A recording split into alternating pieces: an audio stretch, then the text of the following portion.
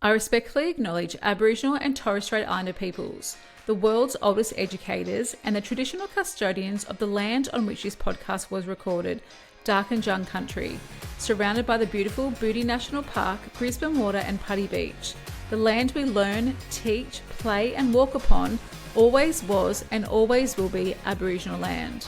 Teaching is one of the most rewarding vocations, yet great teachers are burning out and leaving the classroom in record numbers. Welcome to the PDHPE and CAFS Podcast with your host, Kel Bell.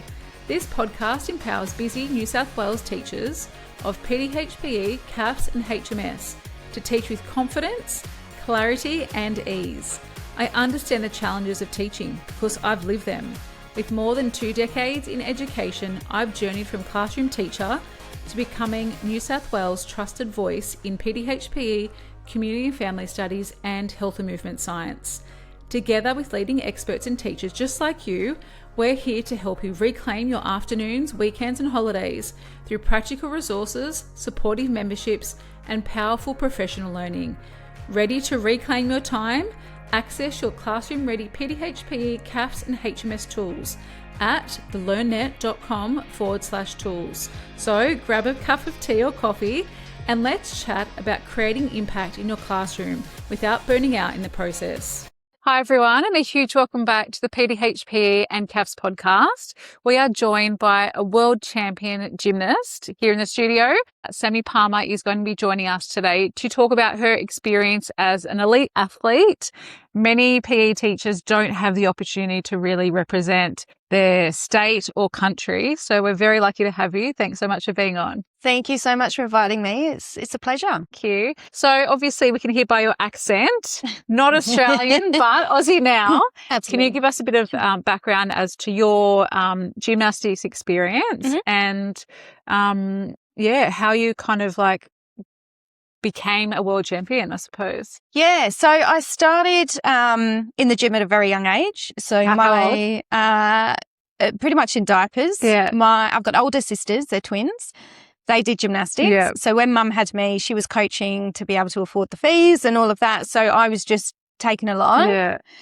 Being younger, I'm 3.5 years younger than my sisters, followed them around, tried to do everything they could do. And by the age of 6, I was picked for a competitive squad. Yeah. So I had my first competition aged 6, and I remember it very clearly because I came dead set last. And I remember just my certificate looking up thinking, I want to be on the podium. And so that really just that intrinsic drive to do better. So went through artistic, started competing internationally at the age of 9. So I was lucky enough to travel to, I think, Hungary, Austria and Russia for artistic gymnastics. And then I found tumbling. So a British tumbler came into our gym to train and saw me training my artistic and he said, "Oh, you're really powerful. Come give this a try." So I went over, did some tumbling, did a little competition. Won that one, went to like a regionals, qualified for a British Championships, won the British Championships and I was 11 at this point. Oh and a little, I think he was a Romanian man, came over, he was the national coach at the time and he said, "Oh, I want you to represent Great Britain at the World Championships." So I'm like, "Oh, cool, yeah." Mum came over and said, "What's this?" And that was sort of the start of it, really. So I hopped on a plane 5 days after my 12th birthday. Oh, my God. For my first World Championships. So it was quite a whirlwind journey, really. Yeah. So it was like essentially from 9 to 12. Yeah. I'd already done about 4 different countries. Really, really cool. But I think really amazing at that young age to just experience some different cultures. And every time I came back, I realised how lucky I was in my own training environment. Yeah. In the European countries, they didn't have as much as we did and they didn't have the facilities we did and access to things. So, never took any of that for granted. Came 7th at World Champs. So it was pretty cool. But I came home and I said, "Oh, I really wanted to make the final." I was like 0.2 off. So my coach said to me at the time, he said, "Well, look, you can carry on doing artistic. You can probably make the Olympics. You can be very good, or you can be the best tumbler in the world." and you tell that to a 12-year-old. I didn't like the artistic part of gymnastics. You know, do you mean like the creativity or the dance, like the dance kind of? The dance, the leaps, the flexibility was just not my cup of tea. And the bars, I really didn't like bars. So for me, it was a no-brainer. It was like, love the power and the explosive, like adrenaline of tumbling. So that was it. I shifted and I went full-time into tumbling. Did you change gyms? No, my coach actually came with me. Oh my God. Yeah. So he just learnt the sport. We sort of went on this journey together, and a few of the other girls in the gym came with me. So we ended up with this squad training together. And the rest is history, really.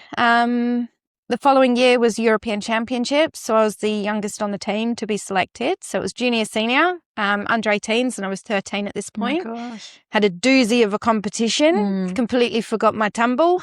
So I did 3 skills out of 8. Oh, no. And I think that was the first time I really experienced pressure in the moment, and probably didn't have enough skills around communication and things to draw on to be able to like really articulate. I was so young, and it was, my coach wasn't at the competition, and the national coach had sort of changed my combination of my routine. And I was like, okay, you know, you don't want to speak up. The fallout from that was I forgot it and just did nothing instead.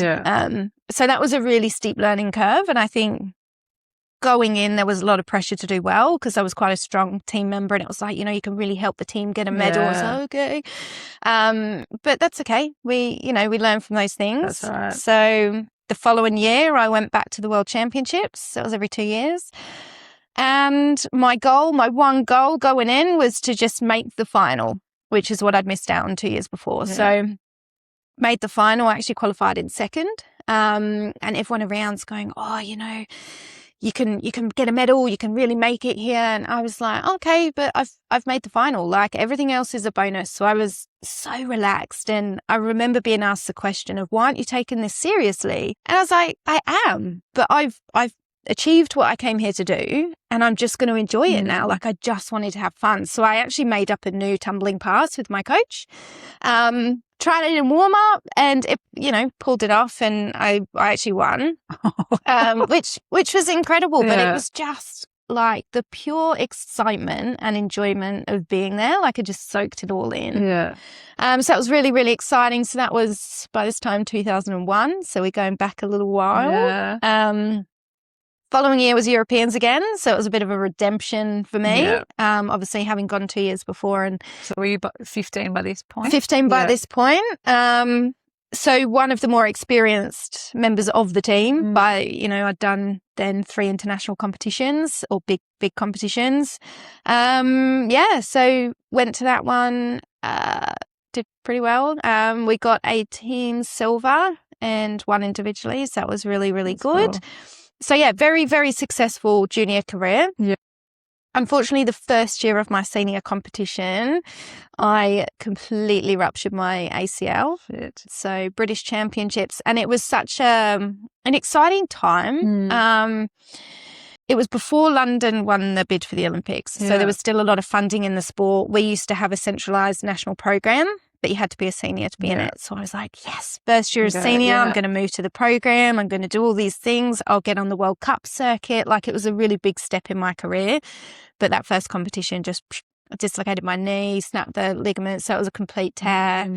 I remember the call from the surgeon, and he sort of said, you know, good news, it's not your meniscus. And I was like, okay, what's the bad news? And he said, well, you don't have an ACL left, so you're going to have a knee reconstruction. So it was quite a big blow.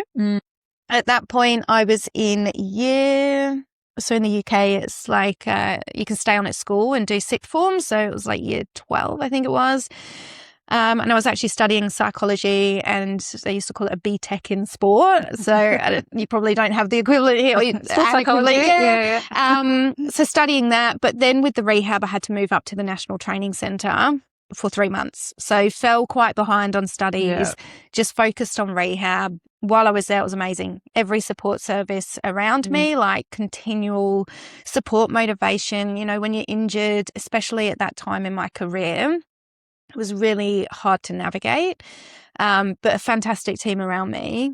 But when I went home, the wheels fell off a little bit. So we might talk about that a bit later. But anyway, got myself back and did another three years competing internationally on the circuit. And that's sort of so quick. Journey. Like a lot of people kind of spend the big part of their junior career and then building up, and then you were just like thrown in the deep end. Let's just see what happens. What do you think it was about your ability that people saw and were like, yep, she's got potential? I think there was an element of natural talent. I was very lucky. Was gymnastics in your family? Like, was your mum or aunties? No, Dad did rugby. So he's very short, stocky and powerful. Yeah. So definitely got his genes there. Natural talent, natural power. I think having the coaching from an early age, very technical coaching from an early age. So in terms of building up my spatial awareness and things like that, definitely helped. But I think some of my strengths are my determination and my stubbornness. But they can also be a weakness because I'm incredibly stubborn, which doesn't always work in my favour. So I think just some of my, characteristics and those personality traits, like if things got hard, if they went wrong, I just wanted to, just prove, and if anyone said, I remember actually when after surgery, the surgeon said, surgery went well, everything was good. You're probably not going to be able to though tumble and get to that level that you did before. And I was like, I looked at my mum and I said, did he just tell me I can't? No. If someone tells me I can't do something, I almost go out my way to prove them wrong. So, I think just that desire to continually do better and chase. And I would set quite hairy goals, but just work and go, okay, well, what do I need to do to get there? And it's something we talk about with athletes a lot now. And you've probably heard it with some students. They say, I have to sacrifice so much to get here. And I said, do you sacrifice though? Because I would actually really challenge that, because I don't think we're ever really sacrificing. I think we're making choices that are going to support where we want to go to. So, I've had a lot of conversations around it. And yes, I missed a lot of parties and I missed a lot of hanging out with friends and holidays, but I've gained so much from everything I've done in my sport. So I don't ever look back and go, sacrifice this. No, you know what? I did what I wanted to do and what I chose to do to support my goals to get where I did. I think even small shifts like that can really change the way that you move through your journey. And that's not just like in competition or elite sport, it's in life, like setting yourself small goals and, I want to go here or I want to do that. I remember for me, like, and I shared this before, jack of all trades, master of none, have not represented my state, my zone. I went to the zone for athletics and cross country, but never really kind of made it as an athlete. But I think I had clear goals, like I wanted to be PE teacher. I then didn't get into the uni that I wanted to go in, so I had to pay my first year up front to then get into ACU because I wanted that. The things that the small shifts and the things that you decide you want to do, like there's a goal, your head will get you there. Beginning of the year, I trained for a marathon and went, holy shit, am I actually going to be able to do this? But your mind, I think, is so much more powerful than your makeup, your body. Like it's absolutely. And do you obviously you work with young athletes now, so we can talk about like what your role is to help them. Do you think like the mind is sometimes more powerful than your body? Like 100%. 100%. Yeah, definitely. And you can have the most talented athletes that train incredibly, but when they get to competition, just can't pull the pieces together and just can't perform. And it doesn't come down to physical, it comes down to mentally being strong enough, building strategies, using those strategies to really help you perform. So I think your mind is the most powerful tool that you have. Absolutely. Yeah. So what do you do now with young athletes to kind of harness that? So I work in performance wellbeing. So it's quite a broad portfolio, I would say. And there's not really a specific like hard delivery. It's, every athlete, every person is unique and every journey is unique. So that's really, we meet athletes where they're at. But essentially it's all things in the wellbeing space that impact performance. So that could be like holistic development. So just balancing the demands of elite sport and life. It's heavy in sport, but life doesn't stop. So it's about building their skills and resourcing them to manage those things. So anything around, scheduling, financing, the highs and lows of sport. So even as, we're having conversations with athletes at the very start of their high performance journey to go, this is actually what it could look like. There's going to be injury. There's going to be non-selection. You might have a relocation. So how do we help you prepare for these things? So it's, just really resourcing them, trying to reduce their life load where possible so that they can show up and perform the best they can. But then elements of, the performing under pressure, the mind, body, breath conditioning, resourcing them with strategies around anxiety and nerves and, how to tame all those things and use them to your advantage. We support them with career development, building their brands and their portfolios. So, it's sort of, it's a suite of resources. And then it's just going, okay, where are you at? What do you need? And then just pulling in on those things. That's pretty cool. And I think, obviously, as PE teachers in health and movement science, we teach these things, but I think you are obviously in a very unique position. You've lived and breathed it as a young athlete, and then you get to then impart those skills and those, the continuation of resources for athletes to perform at their best. Life doesn't stop, just because you're an elite athlete. It would be nice, wouldn't it, if that was just our sole focus. But, very, very few are in that position, really. And because they don't have the funding, they haven't made it yet, they don't have, the big, pay that's attracted to this. Do you think there's a difference in, this is a curiosity thing, but in the UK versus Australia with sport and funding and for either grassroots level or? Hard to say, I think, because my journey in sport was 20, 30 years ago. Also doing a non-Olympic sport. So when London won the bid for the Olympics. What year was that? Oh, I reckon we're going back to about 2005-ish. They pulled all funding out of non-Olympic sports to pump into Olympic sports, being home games in 2012. So I went from having not huge amounts, but a little bit of funding, which helped cover my physio, all of those needs, to having nothing, to then being invoiced to go to World Cups and compete for my country, to having to pay for my leotards and my uniform. So in terms of that, it was very difficult. Over here, with 20 plus years on, I do see the same. So a lot of non-Olympic disciplines are unfortunately still in the same position. So, you're having to invoice athletes, or they're receiving these invoices to go and represent their country. Kit's not cheap, and they're paying, anywhere from $500 to sort of $1,500 just to get their Aussie uniform. It differs. It differs sport to sport. So my own daughter, she's in cheerleading and it's not at elite level. Her outfit's like $400. Yeah. I'm like, so diamantes. Freaking diamantes. They look great though. They look very good on stage. Yeah. But I'm like imagine if it's not not everyone can do some of those sports. Because they're so expensive. Look, I think money in sport and the commodity and, that's a whole nother conversation, I think. And I think sport, brings countries together and that community, of course, they're going to pump money into it.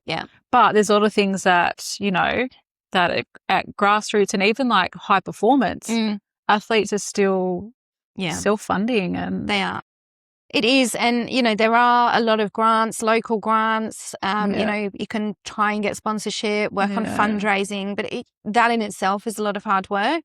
Going back to when I competed. So as soon as I left school, once I fell behind on my studies during my rehab, they said, you need to start the year again. And I made a decision at that point. I said to me, being an athlete has an expiry date. I can pick up work and, study later. So I made the choice to just get jobs around my training. So I would get up in the morning from 6 till 9 a.m. and pack supermarket shelves. And then I would go and train 9 till 12. And then I'd waitress the lunchtime shift and then train in the afternoon. And then sometimes do a night shift in the pub as well. Not ideal for recovery, but it is possible. Hard work, yes. Yeah. Working around the clock. Sacrifice, yes. Yeah, again, making choices to fund my training, to do those things, to saying no to a party on the weekend because I did need to rest after work. But it just worked around my training. And, I was very aware I'm not going to be stacking shelves in a supermarket forever. I was in Morrison's in the pie shop and, is it my career? No, but it's supporting my training. It's putting fuel in my car. Yeah. And it's getting me around. And I think it is hard. I think some athletes today maybe think I shouldn't have to work. Yeah, I agree. You shouldn't have to work if you're at that high level. But unfortunately, you have to. You do have to. And if you want it bad enough, and this is, if you want something bad enough, and we talk about our goals and making choices, and it's a hard road. Elite sport is a beautiful place, but if it was easy, everyone would be an elite athlete. Right. Yeah. And it's hard work to get there. So it's about making those choices and how much do you want it? If you I didn't love stacking shelves and serving people sausage rolls at the pie shop, but I didn't. What I did love was the opportunity to travel. It was my tumbling family from around the world. Yeah. You're seeing people, especially being in Europe, we did a lot of international training camps and friendly competitions, World Cups, World Champs. So you're constantly seeing, your people from around the world. You have this extended, beautiful family. I got to see other countries, admittedly, some of them only the airport, the hotel and the gym. But, I think by the age of about 20, I've been to 23 different countries. So, I just go, yeah, sure, it's hard work. And yes, I'm having to work a job. And yes, life is busy, but look at everything that I'm doing, achieving, and just having fun. I just loved what I did. Yeah. And you're living a dream that you had as a kid now to then put that into action and see it. And like you said, not everyone makes it. The cream of the crop, the top make it. And I think, look, even kids at school, even our own children, my own children, it's hard. Life is hard. Life is hard and you have to work at it. If you have goals and aspirations and, you have to work towards those to make them happen. But you can make anything happen that you want, I think, these days. The kids think it's going to happen and think they're going to get good HSC results or think they're going to get, the best job. No, you have to start from the bottom and work your way up. Can we go back to you as an athlete and the mindset and the anxiety and the arousal? That's the kind of part that's in our syllabus now. Yeah.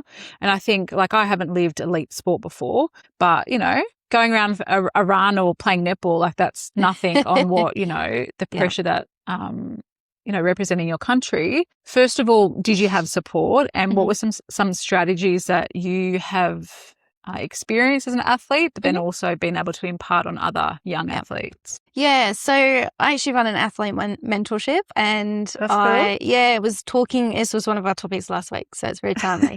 A few different things. My mum, love her, went and did a little psychology sort of course so that she could try and help me. Again, self-funded, everything. Money was tight. So did we have funding for me to see a psychologist? No.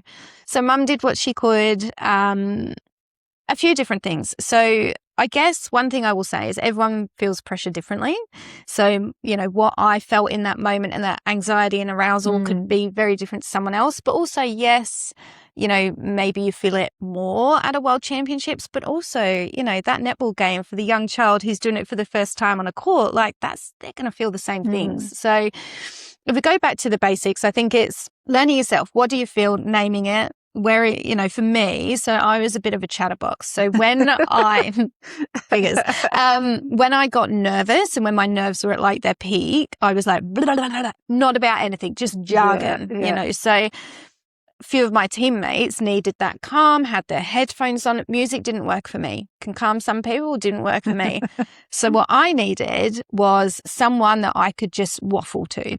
So what the team did was get me a coach, essentially, who just followed me from breakfast right through till the end of the comp, because that's what I needed. Yeah. But like then a it little support also, person. and it was like, Yeah. and she would just be like, just remember to breathe. But it also then meant that I wasn't distracting any of the other girls in their preparation. So I think it's firstly recognizing, what does nerves look like for you and what do you need? Like me being quiet when I'm nervous, that wasn't going to help me. No. I actually just needed that constant sort of And do you talking. think that was like, looking back as an adult, was it to like tune out on your headspace to stop your mind from overthinking stuff?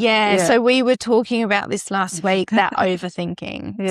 I think visualization can be a really great tool. I think, again, at times it's playing with some tools and working out what works for you. So for me, if I visualized, I would have to visualize something once and then stop. Otherwise, I would start unpicking the different skills and then get into this, oh my God, what if I forget what I'm doing, or I don't know how to do it? Reminding myself, I've done it hundreds of times. You know how to do it. You do know. So I would visualize once and then switch off. So would that be like physically closing your eyes down and then like watching yourself just feeling that sort of, I never closed my eyes. I don't know, again, I can just go into a trance. So I would, pick my point on the floor, stare to the floor, go through it once. And so you're marking out just what in you're my doing. I mean, when you've trained something over and over, you know the movement. It's like walking, right? Like you don't have to think about it, you just do. So that was sort of it for the tumbling. I trained things so many times, it was very automatic. But when I overthought, it almost had the adverse effect of like, oh God, now I'm going to forget what I'm doing. And I think that trust in your body, like I can do this. Like trust the body, and it would just. Which then comes to the story, the internal narrative, which again, very powerful. We speak to ourselves more than we speak to anybody else. And what we tell ourselves is the most important thing. So for me, I would never go into a competition like, I'm going to win this today. Never. Not once. Not even like, I'm going to compete a PB today, or I'm going to get over 9 today on my score. Never. Because the challenge we have there, if you are constantly positive and you're setting yourself these benchmarks and saying you are going to do something, if you don't achieve it, you feel like you failed. So again, has that knock-on like domino effect that's not a positive effect. So it was always neutral, very factual, very neutral. I know what I'm doing. I've trained so many times. Those, like, would you speak them or would you say them in your my mind? In my mind. Did you ever write them on your body? I didn't. No. It was, again, coming back to that stubborn, determined, strong mindset. It was just that self-talk, and it was very neutral self-talk. It was start of the run up. Okay, I've chalked my hands, my feet are grounded. I know what to do. I would count my steps. Again, it was just, and this is playing with the things that work for you. And it's silly. Like I always thought it was 6 steps. That's not that hard. But I always thought if I didn't count my steps, I'm going to do the wrong amount of steps or, so it's just getting those training cues, those things that work for you. Because otherwise our narrative and that, what if I fall, what if it doesn't go right, the more you tell yourself, and you spiral really quickly. So what I've done with my athletes, my mentorship athletes, it's like, okay, we're going to build you your competition card, and on that is 1 or 2 grounding words, and it's that anchor sentence. So when they feel and when they start to recognize they're going down that spiral, which can happen so quickly, especially when you get other physiological things, right? You got your sweaty palms, you're nervous, you're like, oh my God, do I need the toilet? It's like, ground yourself. Another one is looking around and just taking note to senses. So name 5 things you can see. What's around? What can you taste? What can you smell? So again, it's that distraction, because you can't feel fear at the same time of looking and pointing things out. Like, so there's just all these different, and I think people just need to build their toolkit and then draw on that in those moments. Nerves are a great thing. They're brilliant. And we talk a bit about, and I don't know if it's in your syllabus, but the amygdala. So it's in the brain, like your fear center. And it's a great thing, right? We actually need it for survival to keep us alive. But the brain doesn't know fear of, like when you've presented to a judge or you're about to you're running for a goal and you're trying to score the goal. It doesn't recognise the difference between the fear of failure and that fear versus being chased by a lion. Yeah. This episode was brought to you by the K-6 primary and 7 to 10 PDHPE memberships, the CAFS Collective, and the Health and Movement Science membership. Our community is designed to support and empower busy teachers like you. Explore them along with a suite of helpful teaching tools at thelearnnet.com. If you've loved today's episode, don't keep it to yourself. Share with a colleague, take a screenshot and tag me on Instagram at kellybell.coach. I love seeing what resonates with you. Make sure you subscribe to Apple Podcasts or Spotify to stay connected. And if you took even one thing away from today's chat, I'd be so grateful if you could please leave us a review. See you next week. Here's to finally reclaiming your time as a busy New South Wales teacher.